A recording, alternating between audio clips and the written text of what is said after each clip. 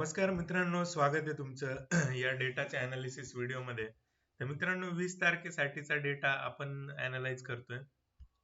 आज दिवसभरात काय झालं, कालच्या व्हिडिओमध्ये मी काय सांगितलं, ह्या गोष्टी आपण या सगळ्या आज बघणार आहे. आपण चार्टवर जाऊ डेटावर जाण्यापूर्वी. तर आज दिवसभर कशा पद्धतीची मुवमेंट झाली आणि काय झालंय ते आपल्याला बघायचंय. तर मित्रांनो बघा, मार्केट एकदम गॅप डाऊन ओपन झालं, जे की SGX वर दिसतच होतं आणि आपल्या डेटावर सुद्धा दिसत होतं. डेटाने आपल्याला क्लिअरली सांगितलं होतं की वरती लटकावण्याची तयारी सुरू झालेली आहे. 2-3 दिवस थोडंसं काही ग्रीन राहिलं.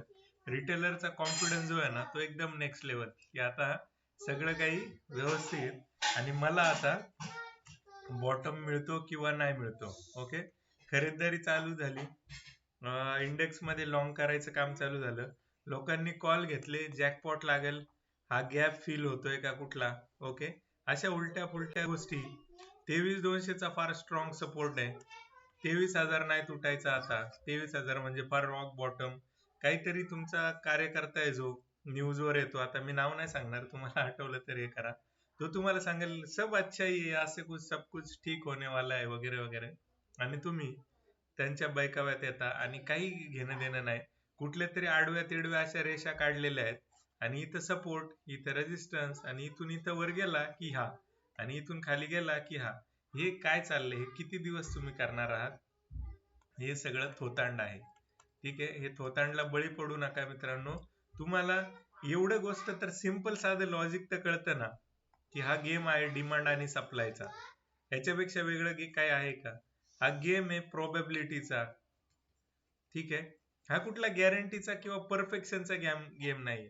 तुम्ही असं कधी बघितलंय का दुसऱ्या एखाद्या कुठल्या ट्रेडिंग बिझनेस मध्ये, की आता समजा मी एखाद्या गोष्टीचा व्यापारी आहे, लेट से की मी कांद्या बटाट्याचा व्यापारी आहे आणि मी काही कांदे खरेदी केलेत, की जे 20 रुपये किलोने मी खरेदी केलेत आणि मला 30 रुपये किलोने विकायचे.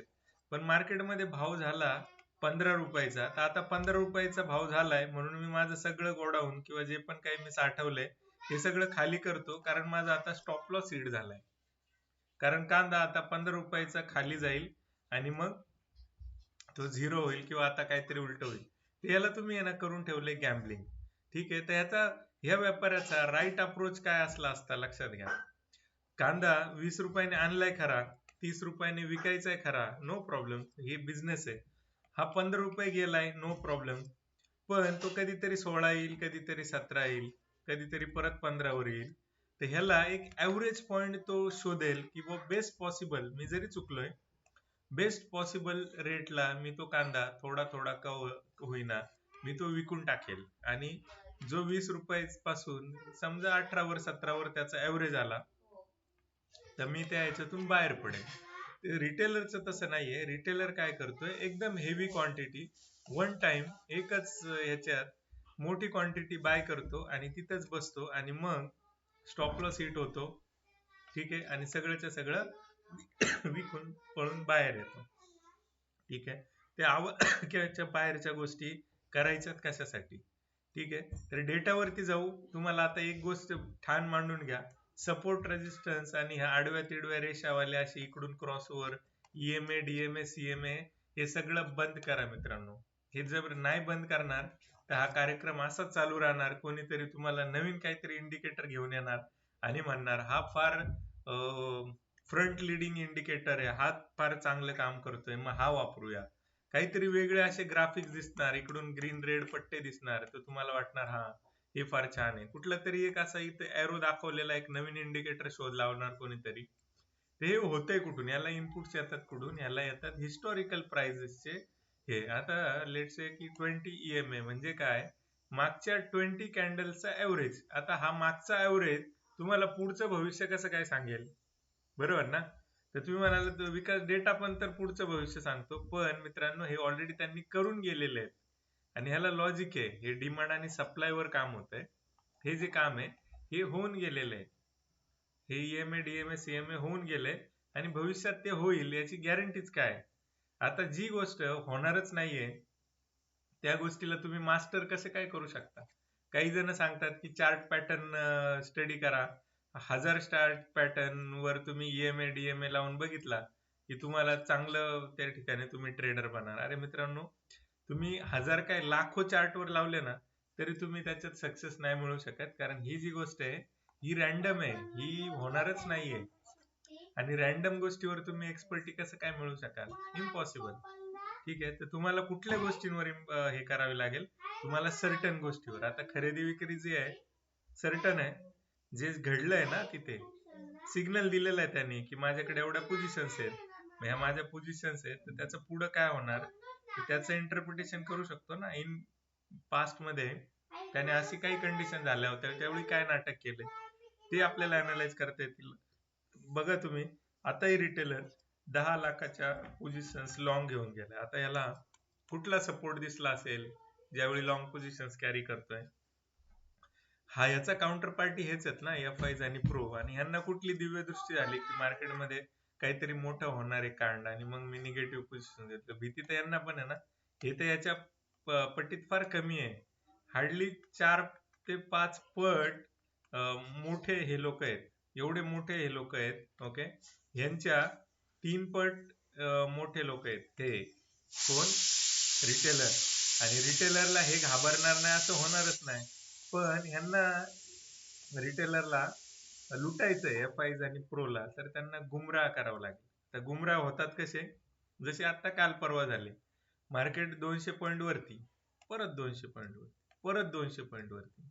वा रे वा, रिटेलर भैया 23,000च्या आसपास आलेला जो सपोर्ट होता आता कन्फर्म झाला. इथे पण घेतलाय सपोर्ट, इथे पण घेतलाय. आता मला बॉटम मिळत नसतो, मला आता लॉंग जावं लागेल. तर मग मूर्ख रिटेलर, फक्त त्याला एकच भाषा समजते की मार्केट वरच जातं. नो डाऊट लॉंग टर्म मध्ये वरच जातं, पण हे जे आहे हे डेरिव्हेटिव्हचं गणित आहे. आणि ह्याच्यात तुम्ही अशा पद्धतीने जर आधांतरी लॉंग घेत राहिले ज्यावेळी मोठे प्लेयर शॉर्ट आहेत, तर होणार कसं आहे? ठीक आहे, तर ह्या अशा पद्धतीचा डेटा आहे. प्रो डेस्कने पण सुद्धा फार चांगल्या निगेटिव्ह पोझिशन्स कॅरी केलेल्या आहेत. तर हे लोक आहेत ना, हे एक्स्ट्रा स्मार्ट आहेत, तुम्ही यांचा नादच करू नाही शकत. तर हे लोक एक बायस घेऊन गेलेले आहेत, तर मार्केट त्याच पद्धतीने राहण्याचा प्रयत्न 100% होतो. ठीक आहे, तर मित्रांनो, मी एक अनाउन्समेंट केली होती आज. आता फार कमी वेळ राहिलेला आहे शिल्लक. तुम्हाला व्हिडिओ भेटल्यानंतरून काही सरप्राईज गिफ्ट मी देणार आहे. सरप्राईज गिफ्ट काय असणार आहे ते मी नंतर सांगणार आहे. तर सरप्राईज गिफ्ट तुमच्या फायद्याचं नॉलेजमध्ये बूस्ट होण्यासाठीच असणार आहे. थॉट प्रोसेसच मी त्या ठिकाणी असलेलं एक बुक तुम्हाला देणार आहे. ठीक आहे, प्रत्येकाच्या ऍड्रेसवर पाठवणार आहे, जे आज एनरोल करतील. ओके, आज एनरोल करतील. आता मला फी कमी करणं शक्य नाहीये. ठीक आहे, त्याचं रिझन असं आहे की ऑलरेडी आपण फार कमी फी मध्ये त्या गोष्टी करतोय आणि फार एक्स्ट्रा ऑर्डिनरी गोष्टी देण्याचा प्रयत्न करतोय की ज्या मार्केटमध्ये फार हेवी किंमत लावून तुम्हाला विकल्या जातात. 20 दिवसांच्या सेशन्स मध्ये 1 मिनिट सुद्धा मी त्या सपोर्ट, रेजिस्टन्स आणि इंडिकेटर किंवा कुठले कॅन्डलचे पॅटर्न, चार्ट पॅटर्न याच्यावरती 1 मिनिट सुद्धा बोलत नाही. आता एवढं सगळं डेटावरती बोलायला आहे, एवढं सगळी थॉट प्रोसेस तुम्हाला द्यायची आहे, तर तेवढी फी तर वर्थ आहे असं मी समजतो. आणि हे लाईफ टाईमचं स्किल आहे, लाईफ टाईम तुम्हाला हे कामाला येणार आहे. ओके, तर कोर्सचे डिटेल डिस्क्रिप्शन मध्ये दिलेलं आहे. अजूनही वेळ व्हायला घालू नका, नक्की जॉईन करा. ठीक आहे, तर थांबूया आजच्या व्हिडिओमध्ये. ऍटलिस्ट माझे फॉलोअर्स जे रेग्युलरली व्हिडिओज बघतात ते लॉंग नसतील गेले यात मला शंका नाही. ठीक आहे, अजिबात गेला नसेल एक सुद्धा, आणि हेच मी कमवले असं समजतो. ह्या डेटाचा थोडा जरी फायदा तुम्हाला होत असेल, 1 रुपयाचा जरी फायदा होत असेल, तर तिथे खाली सुपर चार्ट ऑप्शन आहे, त्याच्यावर जाऊन तुम्ही सपोर्ट दाखवू शकता, किंवा हा लोकांना शेअर करून तुम्ही त्या ठिकाणी मला हे करू शकता. तर लाईक करायला विसरायचं नाही अजिबात नेहमीप्रमाणे. तर थांबूया आजच्या या व्हिडिओमध्ये. थँक्यू.